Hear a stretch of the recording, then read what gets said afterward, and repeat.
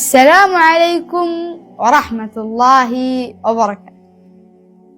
اسمعوا أحبتي في الله، والله إنها لكلمات خرجت من قلبي لتستقر في قلوبكم. لا تكره شيئا اختاره الله لك، كل شيء اختاره الله للعبد خير له. النبي صلى الله عليه وسلم عليه الصلاة والسلام يقول: عجبا لأمر المؤمن، فإن أمره كله خير، وليس ذلك إلا للمؤمن.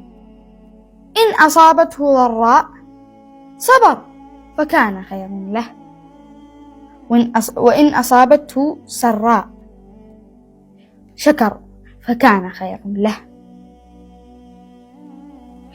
وكل شيء اختاره الله لك خير لك.